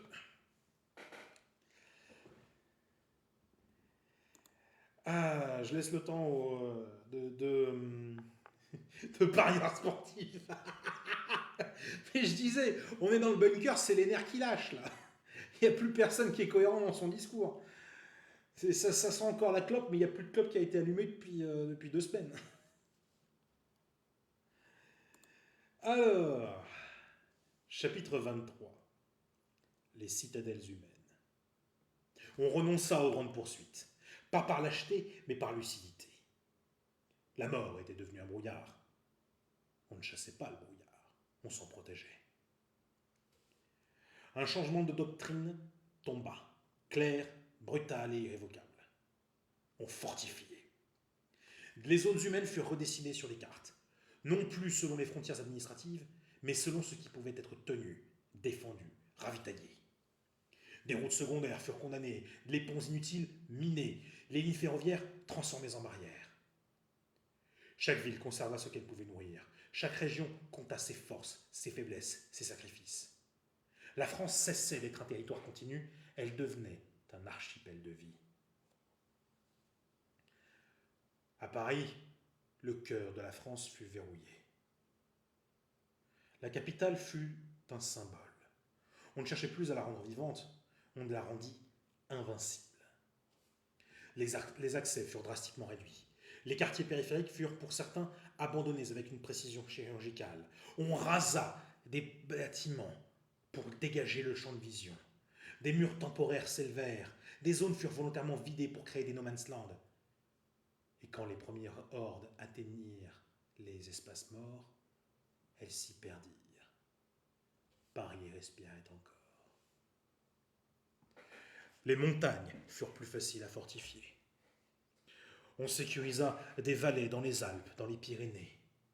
Le massif central se replia sur lui-même, profitant de la faible densité de la population dans certains départements pour fortifier les villages. La Bretagne chercha elle-même à créer une véritable ligne de front. Chaque région tentait ce qu'il pouvait. L'Allemagne adopta une logique similaire autour de la Ruhr. L'Italie transforma certaines villes historiques en forteresses modernes. Et l'Espagne consolida ses axes côtiers. Même le Royaume-Uni, longtemps hésitant, verrouilla Londres et ses ports. Le monde cessait de se battre partout. Il choisissait où vivre. Mais chaque fortification avait un prix. Des milliers de Français comprirent qu'ils ne seraient pas à l'intérieur. Des territoires furent déclarés irrécupérables, non pas parce qu'ils étaient perdus, mais parce qu'il coûterait trop de vies à défendre. Des convois humanitaires furent stoppés, détournés, parfois abandonnés. On sauva des millions, on en condamna d'autres. Et les hordes vinrent, plus nombreuses, plus lentes. Elles s'écrasèrent contre les bastions humains comme une marée contre une digue. Des nuits entières, les défenses tinrent sous la pression de dizaines de milliers de corps. Comme à Verdun, les morts ne passèrent pas. Mais ils ne repartaient pas non plus. Ils s'accumulaient. À l'intérieur des citadelles, la vie reprit un peu. Des écoles rouvrirent, encadrées par des soldats. On n'y apprenait plus les mathématiques, la géographie ou l'histoire. On y apprenait à se battre, à soigner, à cultiver. Des ateliers tournèrent. On ne fabriquait plus meubles, chaises ou poteries. On fabriquait des armes, des lances, des munitions. Des radios locales parlèrent de lendemain, mais seulement à l'intérieur des citadelles. Les gens cessèrent de courir, ils commencèrent à attendre. Un rapport de l'Est classa les états-majors d'Europe. Dans une zone fortifiée d'Europe centrale, une horde bloquée depuis des semaines avait cessé de pousser frontalement. Elle s'était étalée. Elle encerclait désormais lentement la zone, coupant toute sortie possible. Les morts ne cherchaient plus à entrer frontalement. Ils apprenaient à assiéger. Les citadelles humaines tenaient. mais elles devenaient des îles entourées par un océan de mort. La France devait décider comment gérer cette nouvelle phase, où survivre pouvait signifier parfois de ne plus bouger du tout. Qu'allait-elle choisir? Option numéro 1, des sorties offensives. Organiser des frappes régulières pour empêcher l'encerclement total. Option numéro 2, l'autarcie. Transformer les citadelles en sociétés fermées, prêtes à tenir des années. Option 3, des exodes contrôlés. Créer des corridors temporaires pour déplacer populations et ressources entre bastions. Option 4, laisser venir. Parier sur l'usure naturelle des hordes, quitte à risquer l'asphyxie. Mesdames et messieurs, à vous de voter. Vous avez 3 minutes pour voter, allez-y. Le sondage se trouve en haut à gauche de votre écran. Pour l'instant, on a un vote pour l'option 1, une vote pour l'option 3, et aucun pour les deux autres. Vous pouvez tous voter, que vous veniez d'arriver ou que vous soyez là depuis le début. Donc allez-y, n'hésitez pas, votre voix sera écoutée et peut-être pourra changer les choses. Ah, le choix est difficile, les choix sont toujours difficiles. Ça meurt en combien de temps un zombie? Ça dépend. Si c'est à cause d'une balle dans la tête, ça meurt instantanément. Si c'est de pourriture, vous ne le savez pas encore. Allez, on peut tous voter. 2 votes pour l'option 3, 1 vote pour l'option 1 et aucun vote pour les autres options. N'hésitez pas, allez-y. Je vais rappeler les options. Donc, option numéro 1, sortie offensive, des frappes régulières pour empêcher l'encerclement. Option numéro 2, autarcie, transformer les citadelles en sociétés fermées. Option numéro 3, exode contrôlé et créer des corridors temporaires. Option numéro 4, laisser venir et parier sur l'usure naturelle des hordes. Allez, on a 2 votes pour l'option 1, 1 vote pour l'option 2, 2 votes pour l'option 3. Allez, vous êtes 17, vous êtes 18 dans le chat, vous pouvez tous voter. 3 votes pour l'option 1, 3 votes pour l'option 3, 1 vote pour l'option 2. Ça avance et pour l'instant on a une égalité, donc vous pouvez changer la donne. Allez-y. 5 votes pour l'option numéro 1, 3 votes pour l'option numéro 3 et 1 vote pour l'option numéro 2. Il vous reste encore 1 minute 20. Dans quelques secondes, je rappellerai les options pour tout le monde. Ah, il faut se battre, mais il y a plusieurs manières de combattre. Hein. Allez, on a encore le temps de voter. Je vais vous rappeler les options pour que vous sachiez bien ce pourquoi vous vous engagez. Alors, option numéro 1, des sorties offensives. Option numéro 2, l'autarcie. Option numéro 3, des exodes contrôlés. Option numéro 4, laisser venir et tenter d'épuiser les morts. Il reste encore 45 secondes pour voter. Il n'y a que 9 votes. Vous êtes 17 dans le chat, donc allez-y. 6 votes pour l'option numéro 1. 2 votes pour l'option numéro 2. 3 votes pour l'option numéro 3. Ah, ça y est, ça se bouge un petit peu. Les gens hésitent moins. Mais pour l'instant, on a le retour des agressifs. Non, mais c'est peut-être la bonne tactique. Hein. Varier les stratégies, réorienter les attaques. 7 votes pour l'option numéro 1. 2 votes pour l'option 3. 3 votes pour l'option 2. Il vous reste encore 16 secondes. Il y a 12 votes, il y a 6 personnes qui n'ont pas voté, 7 personnes qui n'ont pas encore voté dans le chat. Donc vous pouvez encore changer toute la chose. 4 votes pour l'option 3, vous pouvez changer toute la donne. J'arrive pas avec cette expression.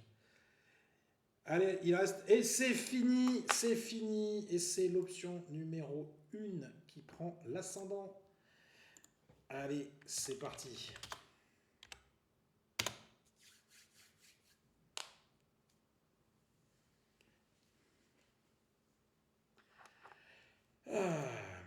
Alors, j'ai vu un petit commentaire. Non, c'est pas une. C'était Hervé Sequan qui l'avait dit. Non, c'est pas une suite à Berserker. On gère une autre invasion de zombies, mais ça peut effectivement faire penser à Berserker. D'ailleurs, n'oubliez pas, hein, si jamais vous cherchez une bonne histoire de zombies qui n'a pas été écrite avec l'IA, vous pouvez retrouver mes romans sur mon site internet. Vous avez le lien affiché à l'écran et dans la bio de mon profil. Et si vous les commandez sur mon site, vous pouvez me demander une dédicace. Donc n'hésitez pas.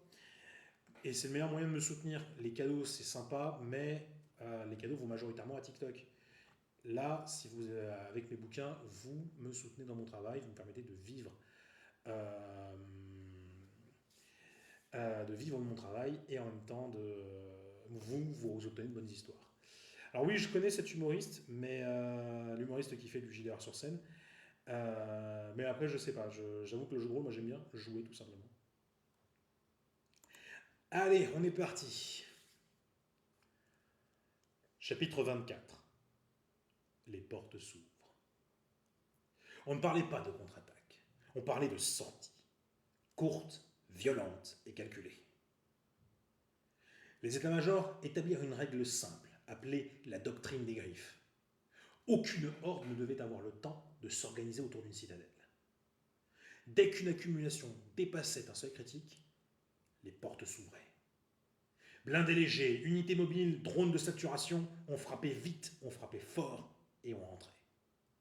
La mort n'était plus affrontée en masse, mais entamée, morcelée, harcelée. Et il y eut de premiers succès. Autour de Lyon, une concentration estimée à 15 000 zombies fut réduite de moitié en 2 nuits. À Toulouse, une horde naissante fut dispersée avant d'atteindre les zones agricoles.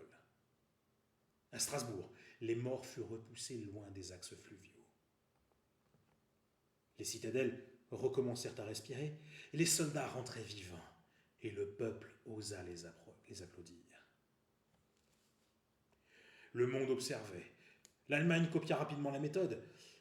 Le Japon l'adapta à ses zones côtières. Et même la Chine, silencieuse jusque-là, mit en place des sorties similaires autour de certaines de ses villes clés. La guerre changeait encore. Puis un matin, cela échoua. Dans le nord-est, une sortie planifiée, comme tant d'autres, se heurta à l'inattendu. La horde ne fuyait pas, elle avançait, non comme une masse désordonnée, mais comme un front épais, compact, nourri par des dizaines de milliers de corps arrivés dans la nuit. Les unités françaises tinrent, mais le retrait coûta cher. Des blindés furent abandonnés. Des hommes ne revinrent pas. Pour la première fois depuis des semaines, une citadelle sentit le souffle chaud de l'échec. À l'international, des situations similaires apparurent. En Amérique du Sud, des sorties furent submergées. En Afrique de l'Est, une ville fortifiée dut se replier entièrement à l'intérieur de ses murs. Et en Asie centrale, une citadelle perdit le contrôle de ses abords en une seule nuit. Les zombies ne s'adaptaient pas partout, mais là où ils étaient nombreux, ils devenaient imparables. Quelque chose avait changé. Le peuple tenait encore debout. Ils avaient vu les portes s'ouvrir, ils avaient vu les soldats sortir et revenir. Même blessés, la France n'était pas passive. Un message griffonné sur un mur à Bordeaux fit le tour des réseaux sociaux. Tant qu'on sort, on vit. Les sorties offensives donnent de l'air, mais chaque sortie risquait désormais de devenir un piège mortel. La France devait décider jusqu'où pousser cette stratégie. Option numéro 1, sortir moins, frapper plus fort. Réduire la fréquence des sorties, mais les transformer en opérations massives. Option numéro 2, sortir partout. Multiplier les petites sorties simultanées pour empêcher toute concentration. Option numéro 3, changer de cible. Cesser de viser les hordes et attaquer les zones qui les attirent. Option numéro 4, fermer temporairement. Suspendre les sorties, le temps de repenser la doctrine. Mesdames et messieurs, à vous de voter. Vous avez 3 minutes pour voter, donc allez-y, l'option de vote est en haut à gauche de votre écran. N'hésitez pas, on a pour l'instant une voix pour l'option 1, une voix pour l'option 2, une voix pour l'option 4 et aucune voix pour l'option 3. 2 voix pour l'option 1, 2 voix pour l'option 2 et une voix pour l'option 4. Vous pouvez aussi argumenter entre vous, discuter, échanger, convaincre les gens de se rallier à votre point. Vous avez un petit peu de temps. Dans quelques secondes, je rappellerai les différentes options. 3 votes pour l'option 2, 2 votes pour l'option 1, 1 vote pour l'option 4. Bonsoir à tous ceux qui nous rejoignent, bonsoir à tous ceux qui nous ont rejoints. Installez-vous confortablement, prenez quelque chose à boire et venez participer à cette histoire interactive que nous écrivons ensemble et que vous vivez ce soir. On va continuer, on va chercher encore un petit peu à se battre. La France tient, c'est difficile, on souffre, mais on continue, on lutte, on tient bon et c'est grâce à vous. Londres est probablement concerné. Alors, pour rappel, les options sont les suivantes. Option numéro 1, sortir moins, frapper plus fort. Option numéro 2, sortir partout, frapper moins fort. Option numéro 3, changer de cible. Option numéro 4, fermer temporairement et repenser la doctrine. Allez-y, il vous reste encore 1 minute 30 pour voter et il n'y a que 6 personnes qui ont voté. Vous êtes 26, 27 dans le chat. Vous pouvez tous voter, que vous veniez d'arriver ou que vous soyez là depuis le début. Allez-y, 3 votes pour l'option 1, 3 votes pour l'option 2, un vote pour l'option 3 et un vote pour l'option 4. Pour l'instant, c'est serré, il y a une égalité. Ah, 4 votes pour l'option 1, ça change un petit peu. Allez-y, il vous reste encore 1 minute 10 pour voter. Je vais bientôt rappeler les différentes options. Il vous reste encore du temps pour voter, donc n'hésitez pas. Votre voix peut tout faire changer. C'est serré pour l'instant. Est-ce que moi je peux voter? Tiens, oui, moi je peux voter. Je pourrais voter si ça m'amuse. Alors, pour rappel, les options sont les suivantes. Option 1, sortir moins, frapper plus fort. Option 2, sortir partout, frapper moins fort. Option 3, changer de cible. Option 4, fermer temporairement et repenser la doctrine. Allez, il reste encore 40 secondes. Pour l'instant, les votes n'ont pas encore changé. Allons-y, allons-y, allons-y. Il reste encore 30 secondes. Vous pouvez changer la donne. C'est à vous de voter. Sachant que, j'allais dire un truc. 2 votes pour l'option 4, 3 votes pour l'option 2, 4 votes pour l'option 1, 1 vote pour l'option 3. Allez, il reste encore 15 secondes. Vous êtes 11 dans le chat à ne pas encore avoir voté, donc allez-y, n'hésitez pas, votre voix compte. Et surtout, là, pour une fois, la démocratie est écoutée. Allez, on arrive à une égalité. 4 votes pour l'option 1, 4 votes pour l'option 2. Ciblons Londres. Et on a une égalité, donc c'est à moi de voter. Alors, option 1 ou option 2? Moi je vais voter pour l'option 2. C'est marrant, je peux voir qui a voté. Eh ben, c'est l'option 2 qui l'emporte.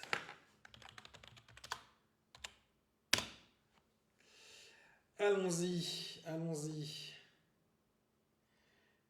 Et oui, quand il y a une égalité comme ça, c'est moi qui vote pour faire un moyen de trancher un petit peu. Ça permet de varier un petit peu. Alors, TikTok et Twitch, j'ai pensé à le faire en multistream, mais le problème c'est que c'est tellement chiant à paramétrer, j'ai rien compris. J'ai passé une journée entière à essayer de le faire, j'ai rien pigé. Donc, la seule fois où je l'ai fait, c'était dégueulasse, j'y comprenais rien. Donc j'ai préféré revenir ici et faire la diffusion en replay sur YouTube. C'est un moyen, moi, de peupler un petit peu ma chaîne YouTube.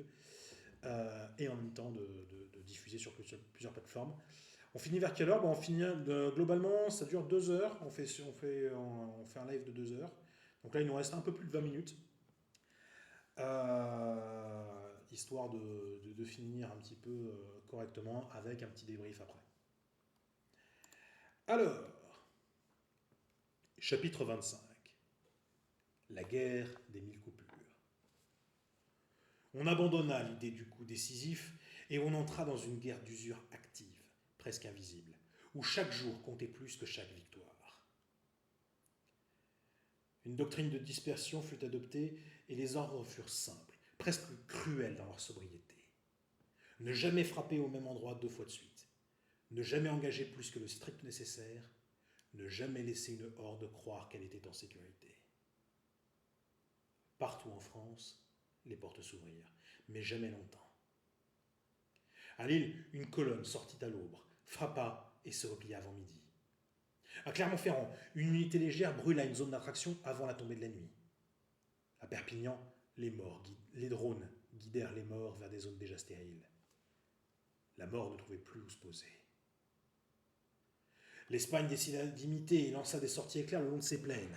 La Pologne adopta une stratégie similaire autour de ses citadelles agricoles, lançant parfois même des charges de cavalerie pour aller plus vite. En Corée du Sud, des frappes mobiles empêchèrent la reformation de hordes côtières. Même aux États-Unis, malgré le chaos politique, certaines régions copièrent les méthodes françaises en dépit des instructions du gouvernement. On ne gagnait pas de terrain, mais on empêchait la défaite.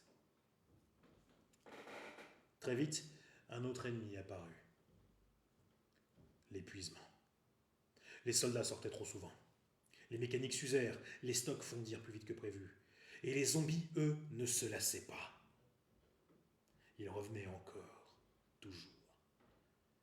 Parfois, une petite sortie rencontrait une masse trop dense pour être anticipée. Des pertes, régulières désormais, mais jamais catastrophiques, devenaient constantes.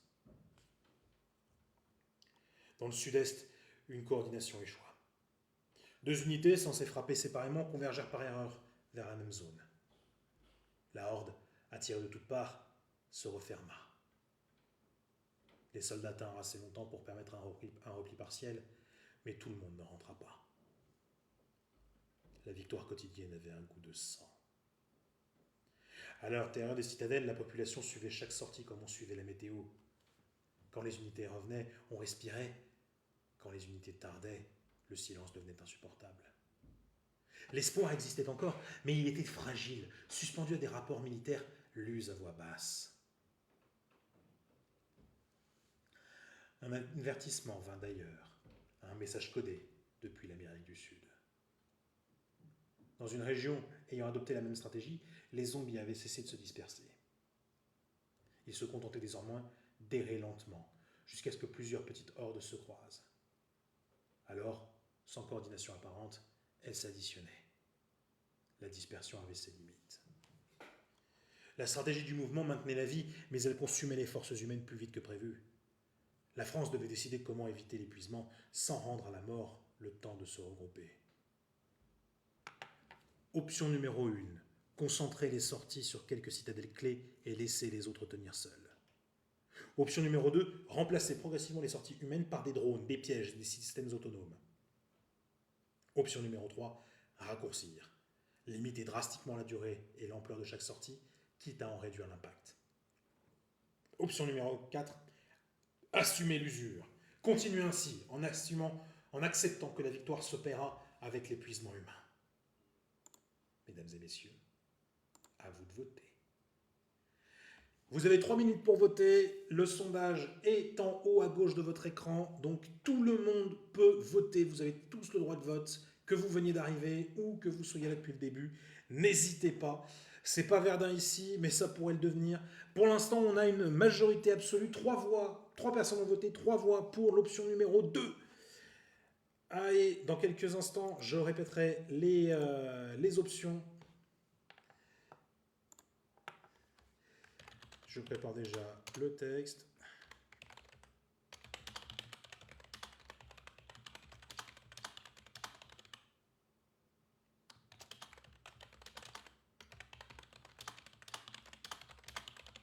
Pour une fois qu'on est tous d'accord. C'est vrai que c'est assez original.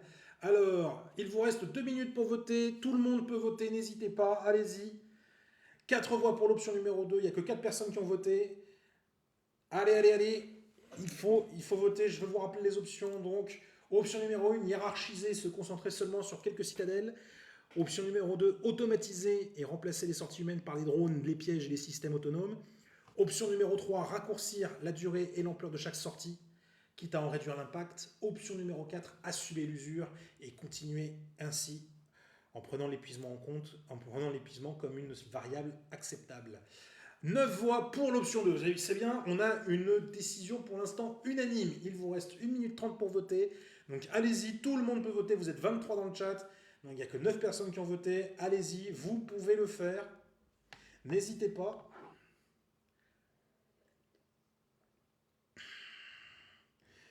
Allez, dans quelques instants, je vais relire les options pour que vous soyez tous au courant. Il reste encore 1 minute pour voter. Il n'y a que 9 personnes qui ont voté. Allez-y, n'hésitez pas. Donc pour rappel, les options sont les suivantes. Option numéro 1, hiérarchiser. Option numéro 2, automatiser. Option numéro 3, raccourcir. Option numéro 4, assumer l'usure. Est-ce qu'on peut fumer dans le bunker? Non, il n'y a plus de cigarettes. Ça fait longtemps qu'on n'a plus de cigarettes. Donc on ne fume pas.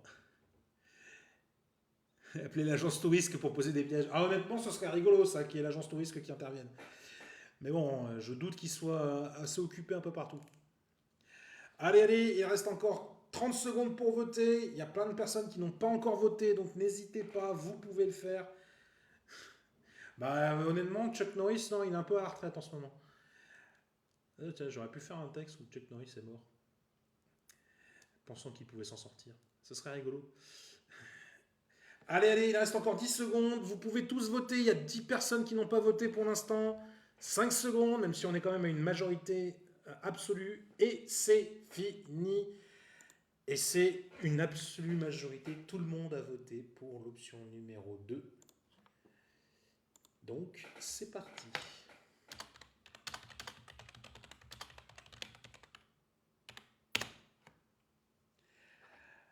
Allez, c'est parti. Donc, je laisse un petit peu charger. À cause de vous, j'ai le générique dans la tête. C'est vrai que le générique de l'agence touriste, ça donnerait un petit peu, ça changerait vraiment l'ambiance. Chapitre 26. Les veilleurs sans sommeil. On automatisa parce que l'homme tombait de fatigue. Et parce que la machine, elle, ne doutait jamais. Autour des citadelles françaises, un nouvel anneau, une muraille invisible prit forme. Des drones terrestres, lents mais infatigables, sillonnèrent les zones mortes. Des capteurs sismiques furent enterrés sur des kilomètres. Des leurres sonores, déclenchés à distance, attirèrent les hordes vers des couloirs de destruction. Des pièges mécaniques broyèrent, écrasèrent, immobilisèrent sans qu'un seul soldat ne sorte. La nuit ne fut plus silencieuse, mais elle devint contrôlée. À Lyon, les accumulations cessèrent presque entièrement. À Nantes, une zone auparavant instable se vida peu à peu. À Reims, on neutralisa plus de morts en une semaine qu'en un mois de sortie humaine. Les soldats dormirent, pour la première fois depuis longtemps. Le monde suivit. L'Allemagne perfectionna ses capteurs, le Japon déploya des essaims aériens, le Canada transforma ses plaines gelées en champs de détection. Même des pays exsangues purent tenir plus longtemps grâce à ces systèmes. La guerre entra dans une phase étrange, une guerre sans combat visible. Puis des anomalies apparurent. Des drones retrouvés intacts, entourés de zombies immobiles, des capteurs déclenchés sans aucune présence détectée ensuite, des leurres ignorés comme s'ils n'existaient plus. Les morts n'étaient toujours pas plus intelligents, mais ils étaient moins réactifs. Certains restaient figés pendant des heures, d'autres erraient sans suivre aucun stimulus clair. La machine perdait son avantage. Mais le vrai problème vint d'ailleurs. Ce ne furent pas les zombies qui faillirent tout faire basculer. Ce fut le reste. Des pannes en chaîne, dues à des réseaux vieillissants. Des sabotages isolés, jamais revendiqués. Des civils paniqués, détruisant des dispositifs qu'ils ne comprenaient pas. À Marseille, un groupe affamé tenta de franchir une zone automatisée et déclencha une défaillance locale. À l'est, un système mal entretenu se retourna contre une unité amie. À l'international, certains pays cessèrent brutalement de partager leurs données. La machine exigeait plus qu'on ne lui avait promis. La France vacilla mais tint. Un soir, près de Tours, un dispositif autonome neutralisa une horde entière sans aucune intervention humaine. Le rapport conclut. Fonctionnement optimal, 0 perte. Le lendemain, à plusieurs centaines de kilomètres, une panne priva une citadelle de ses yeux pendant 6 heures. On colmata, répara, mais une vérité s'imposa. La machine était efficace, mais autrement fragile. La population reprit confiance à distance. Les gens vivaient derrière des murs gardés par des systèmes qu'ils ne comprenaient pas. Ils survivaient grâce à des décisions qu'ils ne voyaient pas. L'espoir revint, mais il devint abstrait. L'automatisation avait sauvé les forces humaines et repoussé la mort plus efficacement que jamais. Mais elle introduisait de nouveaux dangers. Panne, dépendance, perte de contrôle, tensions civiles. La France devait choisir comment poursuivre. Option numéro 1. Renforcer. Investir massivement pour fiabiliser et multiplier les systèmes automatisés. Option 2. Hybrider. Combiner machine et présence humaine minimale pour garder un contrôle direct. Option 3, décentraliser. Confier la gestion des systèmes aux citadelles elles-mêmes, quitte à perdre l'unité nationale. Option 4, limiter. Restreindre l'automatisation avant qu'elle ne devienne un risque plus grand que la mort. Mesdames et messieurs, à vous de voter. Vous avez 3 minutes pour voter. Vous avez tous, encore une fois, le droit de vote. L'option de vote est en haut à gauche de votre écran, donc n'hésitez pas, allez-y, c'est l'heure de voter.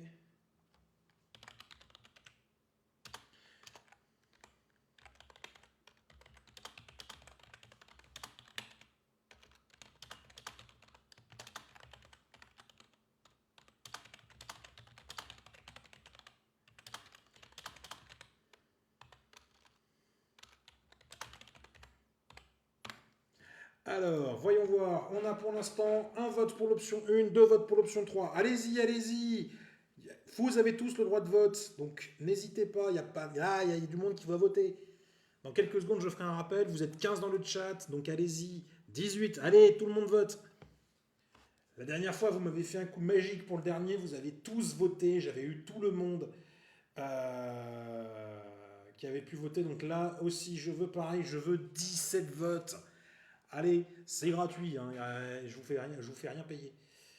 Allez, allez, allez, on peut y aller, on peut voter. Donc, les options, je les rappelle. Option numéro 1, renforcer massivement pour fiabiliser les systèmes automatisés. Option 2, hybrider, combiner machine et présence humaine. Option 3, décentraliser et confier la gestion des systèmes aux citadelles. Option 4, limiter et restreindre l'automatisation avant qu'elle ne devienne un plus gros problème. 3 votes pour l'option 2, 1 vote pour l'option 1, 4 votes pour l'option 2. Ah, ça y est, ça se réveille un peu là, c'est bien ça. 2 votes pour l'option 1, 5 votes pour l'option 2, 6 votes pour l'option 2, 1 vote pour l'option 3. Allez, allez, pour l'instant, c'est bien, c'est qu'il n'y a personne qui se dit que la machine pourrait devenir un problème.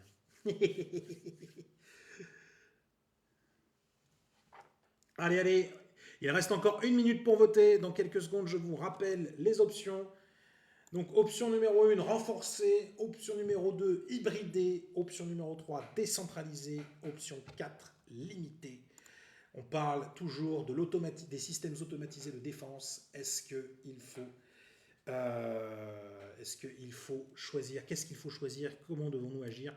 Il vous reste 40 secondes. Il y a 9 personnes seulement qui ont voté. Allez-y, allez-y, allez-y. Vous pouvez tous vous exprimer. C'est le moment. 2 votes pour l'option 1, 6 votes pour l'option 2, 1 vote pour l'option 3. Il reste encore 20 secondes pour voter, donc dépêchez-vous. Dépêchez-vous, dépêchez-vous. Mais les robots ont Skynet au programme. Eh non, non, non, pas de Skynet. Pas de Skynet pour l'instant. Ou alors, ChatGPT m'a menti. Et si ça se trouve, c'est son but. Allez, allez, il reste encore. Et c'est fini, c'est fini. Et c'est une victoire majoritaire de l'option numéro 2. Mais il y a plein de gens qui ont décidé de ne pas voter. Alors.